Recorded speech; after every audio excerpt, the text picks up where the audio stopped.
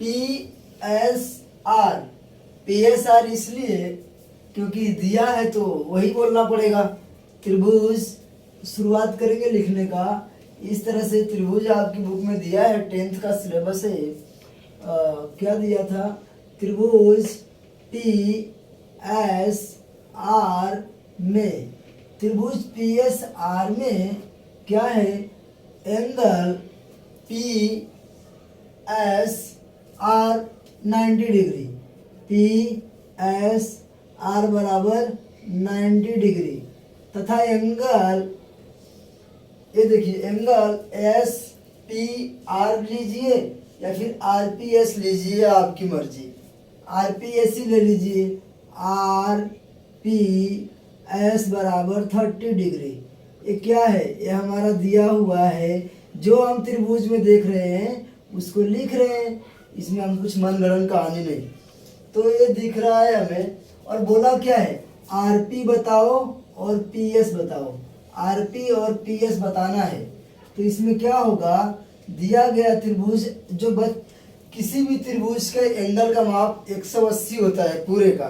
तो यहाँ 90 है, तो 90 में से ये दोनों एडजस्ट होंगे ना। 90 90 180 होता है।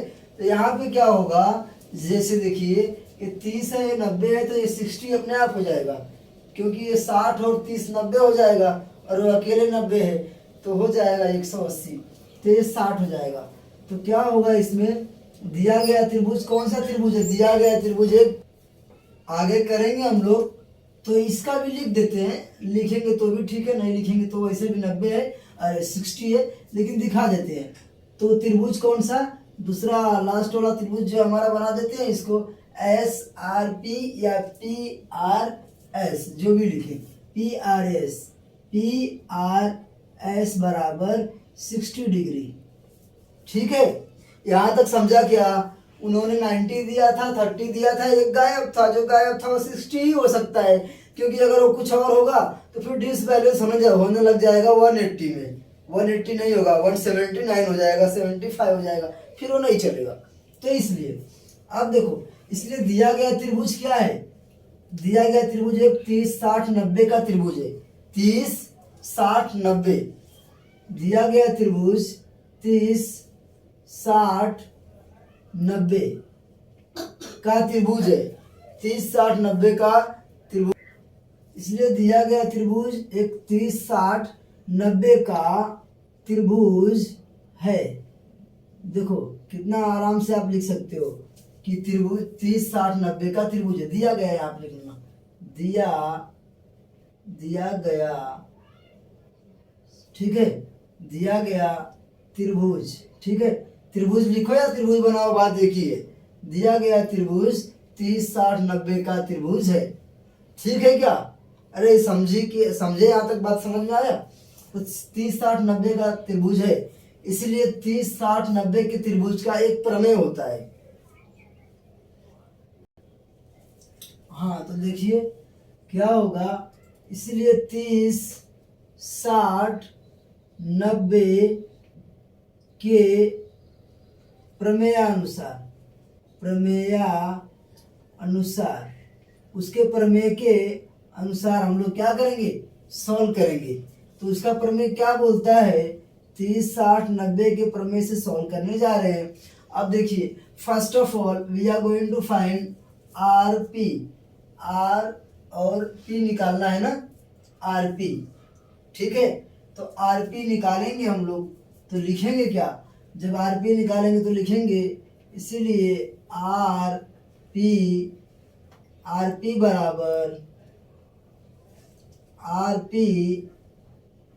RP बराबर क्या हो जाएगा? देखिए RP निकालेंगे तो क्या हो जाएगा? यहाँ पे होगा RP, या फिर जो दिया है उसे ही लिख दो, ऐसे इसको उधर रखते हैं क्योंकि थोड़ा दिक्कत हो जाएगा। देखिए तो क्या लिखेंगे? RAS या फिर SR लिखो। RAS बराबर 1/2 क्या हो जाएगा? RP। आप देखिए कैसे, इसीलिए क्या हो जाएगा? देखो आर एस दिया है ना, दिखा क्या आर एस, तो आर एस के बराबर 1/2 आर पी। पाइथागोरस पढ़े थे क्या, पहली भुजा दूसरी भुजा मिलके बनती थी दो भुजा ना, तो इसका आधा इसमें निकलेगा कि नहीं निकलेगा। अगर आधा ए लिया जाए तो आधा टुकड़ा तो होगा कि नहीं उसका होगा। इसीलिए और दूसरी बात उसको भी भूल जाओ, अब पढ़ाया था मैं साइन कॉस थीटा पढ़ाया था ना, उसमें देखो 30 के सामने की भुजा, साइन 30 की वैल्यू क्या होती है, 1/2 होती है कि नहीं होती है साइन 30। तो साइन 30 की वैल्यू 1/2, इसलिए आर एस बराबर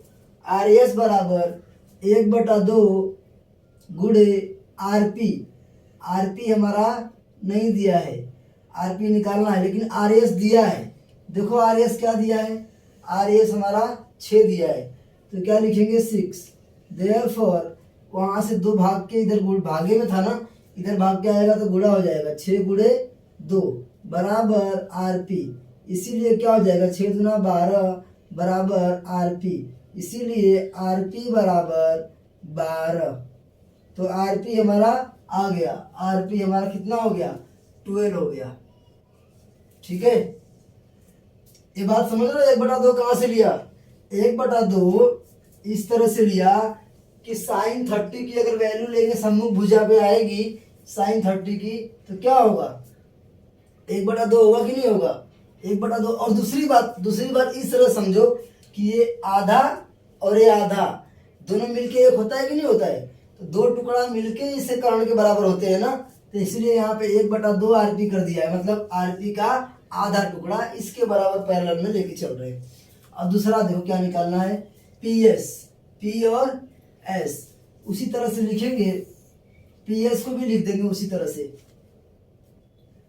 तो इस तरह से हम लोग क्या करेंगे, अब हमें पी एस निकालना है, तो लिखेंगे पी एस बराबर पी एस बराबर, ये देखिए पी एस बराबर, अब क्या करेंगे, अब इसकी सम्मुख भुजा लेके जाएंगे, क्योंकि ये 60 है ना, समझ रहे हो क्या, वो 90 है 30 है क्या है 60 है, अपने मन से मानना ही पड़ेगा हमें। तो 60 अब बताओ सोचो, इसके ऊपर एक्शन करने जा रहे हैं, क्यों, पता ये करना था ना, अभी पता कौन सा करना है ए। तो साइन 60 की अगर वैल्यू लेंगे तो साइन 60 क्या हो जाएगा, करनी में 3/2 होगा कि नहीं होगा, ये हो जाएगा पी एस बराबर, देखिए पी एस बराबर जो यहाँ पे किए ना सेम वही करना है, क्योंकि इसका आधा ये भी तो होगा, ये आधा आधा मिलके ना इसके स्क्वायर के बराबर होते हैं, दोनों का स्क्वायर होके, तो बराबर क्या हो जाएगा, करनी में 3/2 गुणे, करनी में 3/2 गुणे आरपी हो जाएगा, आरपी इस तरह से हो जाएगा। तो इस तरह से करेंगे, करनी में 3/2 आरपी, 60 का साइन 60 का वैल्यू समझ गए क्या, अभी तो आसान लग रहा होगा साइन 60 की वैल्यू के हिसाब से। अब देखो पी एस अपना आया था क्या, पी एस ही तो निकालना है, आया कहाँ था, तो पी एस बराबर करनी में 3/2 गुणे आरपी कितना आ गया 12, आरपी 12 आ गया, तो इसलिए पी एस क्या हो जाएगा, पी एस बराबर, देखो इस तरह से है तो कटेगा ना भाई, तो 2 छक्का 12, 2 छक्का 12, तो क्या आ जाएगा, करनी में 3 गुणे 6, इस तरह से हो जाएगा, इसीलिए पी एस अगले स्टेप में हो जाएगा 6 करनी में 3, तो हमारा आंसर ये आ जाएगा, पी एस हमारा आ गया, ये हमारा आंसर यहाँ पे आ गया, और एक आंसर हमारा यहाँ पे आ गया। इस तरह से आंसर करके बोर्ड एग्जाम में लिख देना, थोड़ा अच्छा लगेगा, आर पी बराबर 12 कोमा पी एस बराबर 6 करने में 3, तो इस तरह से आपका आंसर हो जाएगा।